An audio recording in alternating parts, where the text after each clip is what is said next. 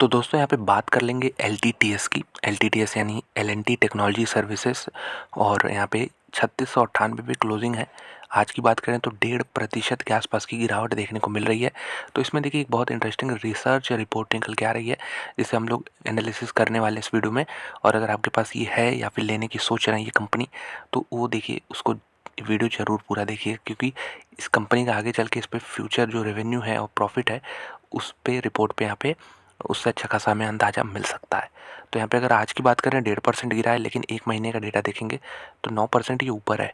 तो ये इंडिकेट कर रहा है कि जो इतनी गिरावट हुई थी स्टॉक में, उसके बाद इसमें से थोड़ी सी नीचे के साइड में वैल्यू बाइंग दिखी है, इसलिए एक महीने में 9% ऊपर है। एक साल का डेटा देखेंगे तो ये गिरावट की मैं बात कर रहा हूँ, देखिए 25% गिरा है एक साल में, जो कि काफ़ी बड़ा अमाउंट है। एक चौथाई जो है स्टॉक अपना वैल्यू खो चुका है एक साल में। लेकिन थोड़ा जूम करते हैं तो यहाँ पे देख सकते हो कि जब से लिस्टिंग में 2017 से एक कंसिस्टेंट कंपाउंडर की तरह ये यहाँ पे बढ़ा है। हाँ, ये फेस थोड़ा ऐसा था जिसमें इसका वैल्यूएशन थोड़ा ऊपर के साइड में बढ़ गया था, तो वो अब डी रेट हो रहा है। मतलब जो पी रेशियो आपका हाई हो गया था वो थोड़ा सा कम हुआ है इस गिरावट में। तो यहाँ पे अगर भाव देखेंगे तो 3700 का है, और ये जो हाई पॉइंट है इसका, ये अगर देखोगे तो 5600 के ऊपर का है। तो ऑलरेडी देख सकते हैं 4 गुना पैसा कर चुका है। तो यहाँ पे आगे क्या प्रोस्पेक्ट रहने वाले हैं कंपनी के, चलिए हम लोग देखेंगे। और यहाँ पे ये देखिए टेक्निकल चार्ट इसका रहा है। तो यहाँ पे देखिए 1831 का जैसे ब्रेकआउट मिला, ये इसके लिए रेजिस्टेंस था। 2019 में मल्टीपल रेजिस्टेंस यहाँ पे मिले थे। 20 में कोविड के पहले वहीं था, उसके बाद यहाँ पे गिरावट हुई कोविड की। फिर यहाँ पे देख सकते हो 21 के शुरू होते ही इसको ब्रेक कर दिया। फिर तो इसने क्या रनअप मारा था।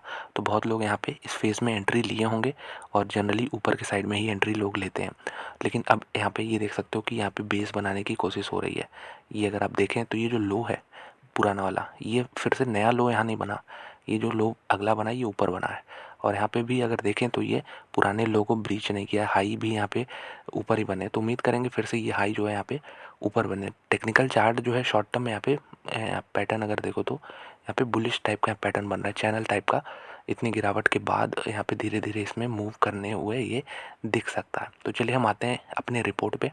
तो इस रिपोर्ट को समझने के लिए सबसे पहले कंपनी को समझना होगा। कंपनी किस सेक्टर में है? ER&D। तो R&D तो सब लोग जानते होंगे, रिसर्च एंड डेवलपमेंट। ई से इंजीनियरिंग।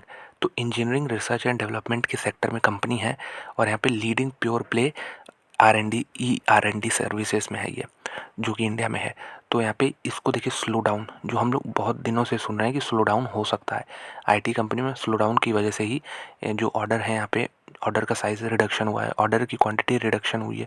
तो ये सब तो हमें देखने को मिल रहा है आईटी सर्विसेज कंपनी में। लेकिन इस तरह की कंपनियों में भी जो स्लो डाउन का असर है ये हमें देखने को मिल सकता है। कैसे?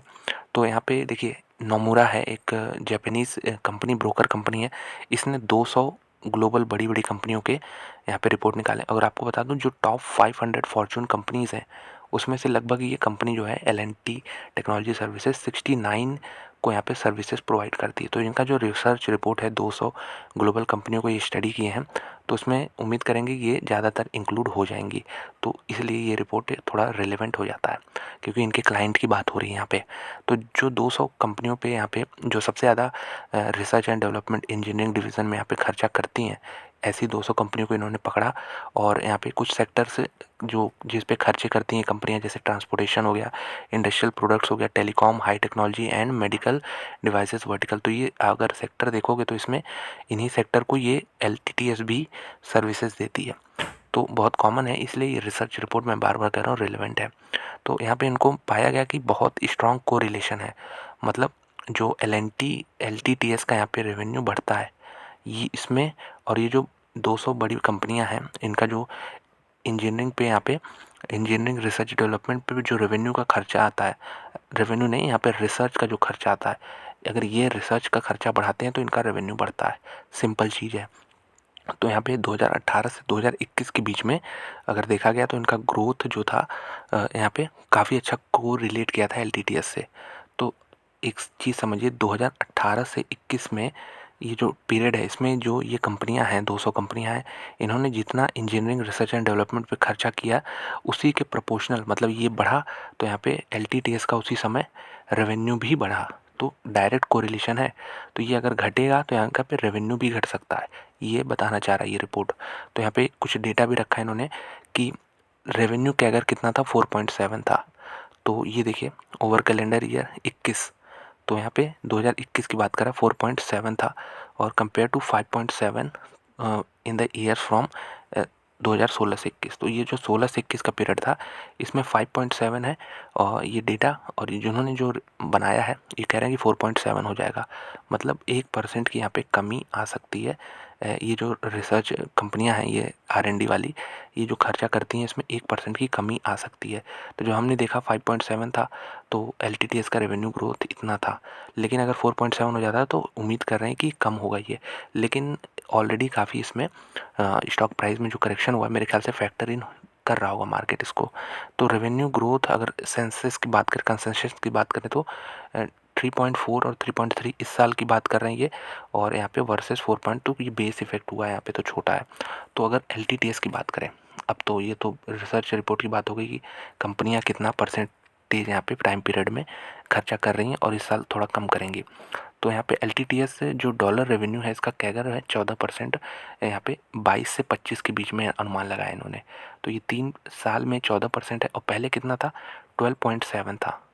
तो एक ग्रोथ कंपनी है ये, और यहाँ पे ग्रोथ कंपनी है तो 12.7 से डिस्पाइट यहाँ पे जो कंपनियाँ हैं वो अपना R&D खर्चा कम करेंगी इस पीरियड में, लेकिन ये जो कंपनी है इसका ग्रोथ रेट देख सकते हैं कि हाँ ठीक है 12.7 से बहुत ज़्यादा नहीं, 15-16% नहीं बढ़ा, लेकिन 14% का अनुमान अभी भी ये लगा रहे हैं 17 से 22 के बीच में।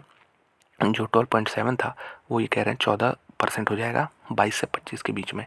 तो नेगेटिव इम्पैक्ट तो मेरे ख्याल से ज़्यादा दिखेगा नहीं, हालांकि ये नेगेटिव है न्यूज़। अगर हम देखें न्यूज़ नहीं है ये, हालांकि एक ऑब्जर्वेशन है कि इस तरह हो सकता है क्योंकि डायरेक्ट कोरिलेशन हमें देखने को मिला है LTTS के रेवेन्यू में और इन कंपनियों के जो खर्चा करते हैं रिसर्च और डेवलपमेंट पे। तो ये अगर कम कर रहे हैं इस साल तो इनका रेवेन्यू भी थोड़ा सा ऐसा नहीं होगा कम हो जाएगा, लेकिन हाँ जो ग्रोथ रेट से बढ़ रहा था ये हल्का सा कम हो जाएगा, ग्रोथ कम हो जाएगी, ये कहने का मतलब है।